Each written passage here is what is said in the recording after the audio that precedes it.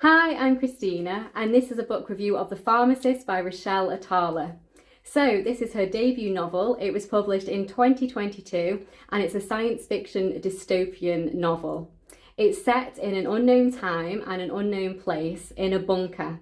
We presume some kind of nuclear war has happened, and we have a group of people living underground in this bunker. Our main character is called Wolf. She is 34 years old and she is a pharmacist. So her job is to be one of the pharmacists in this bunker, and her day-to-day life is dispensing medication to everybody living here. And obviously it is a very difficult time to be alive. There is a lot of grief here because so many people must have perished on the earth.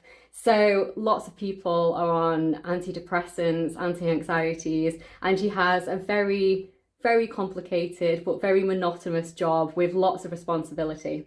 So her name is actually Sarah, but she's known as Wolf throughout most of the story.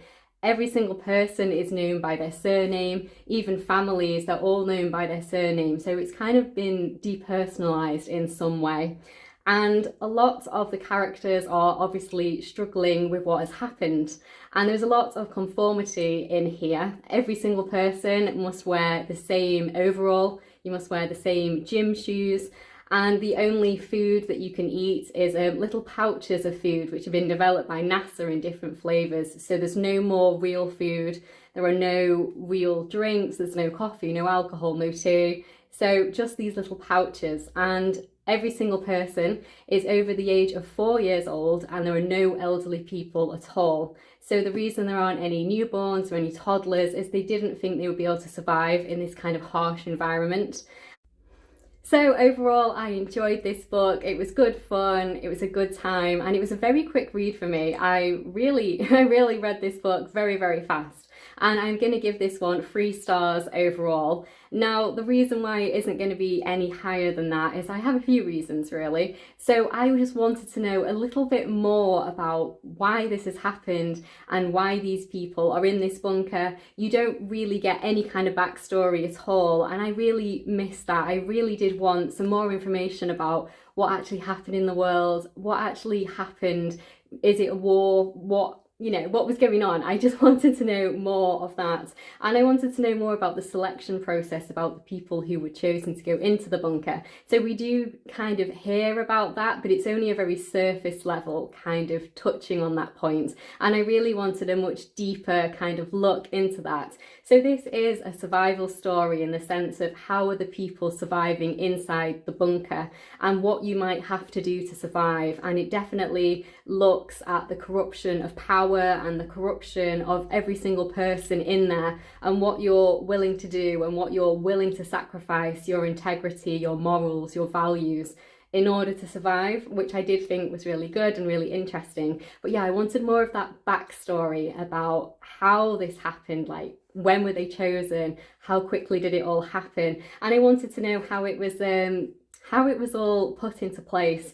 So they have lots of these food pouches that have been developed by NASA, but they don't seem to have any kind of real food for the general population. And they have lots of extra things that you might think they didn't need, like Christmas trees and just like fancy different coloured paper and pens.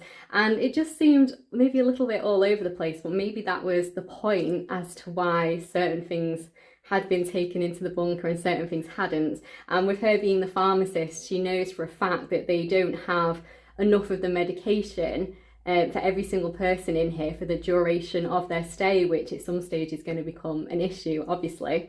So yeah, I did enjoy it. I didn't particularly feel connected to the character of Wolf, or particularly to any of the characters, to be honest. One thing I really did like was the way it looked at how different people are treated. So you know that every single person in here is deemed to be valuable from pre whatever has happened. So you have the politicians, you have the bankers, you have people in the media, but maybe they're not particularly valuable for repopulating the earth. They don't seem to have like many scientists or many researchers. There's no farmers, there's a lot of people, no builders, there's a lot of people out there that you probably would want to be in there with you, but they don't seem to have. So I did think that was interesting. And then once you're actually in the bunker, even though you might have been someone quite famous before and quite important, you might not be any more particularly relevant or particularly valuable. So we have this kind of like social hierarchy in amongst this already like preset social hierarchy, which is really interesting. So the way that the leader and his family are obviously have a lot more privileges than other people. Certain people might become kind of informers and they get more privileges, and some people are just really, really struggling day to day. So yeah, that was really interesting to see how she kind of weaved all of that together, and it was definitely interesting to see which characters would give up the most of who they are to survive in this kind of situation. So the whole kind of question of how far would you go and how much would you sacrifice your own values to listen to your favourite song again, to watch your favourite movie, to eat real food, to drink a real cup of coffee, because some people are willing to go very, very far for that. And some people are obviously not willing to do anything bad at all. So there are obviously other characters in this story. We have a doctor called Starling who she knew before the end of the world, and we have her assistant and she's really lovely, and we have Canavan who's her kind of bunkmate, and yeah, there's lots of different people in here. Now I would say that she herself, Wolf, is quite an unreliable narrator, and there's lots of times when you definitely will like question her judgment and question her choices, but it's just interesting to see how she kind of existed in this world.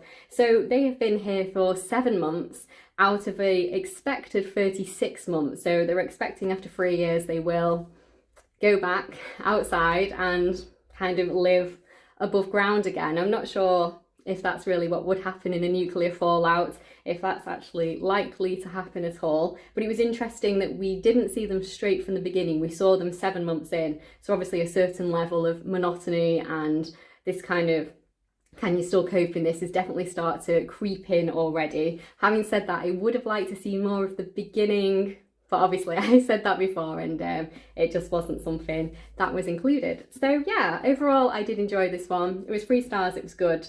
But I don't think it's going to be particularly memorable for me. I was just hoping for more of a true survival story and maybe just a little bit of a look at what was happening in different parts of the world or in different places.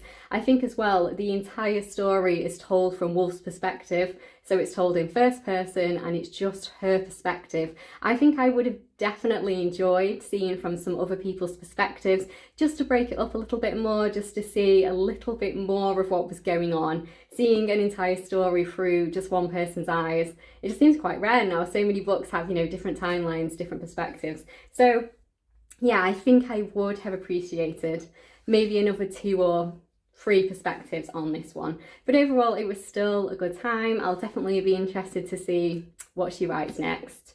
But yeah, not particularly memorable, just a good, fun science fiction dystopian read. But that's it. So thank you so much for watching. If you have read this novel, I would love to know what you thought about it down in the comments below. And please do like the video if you've liked it, and please do subscribe if you'd like to see more of me talking about books. I'll see you in my next one. Bye.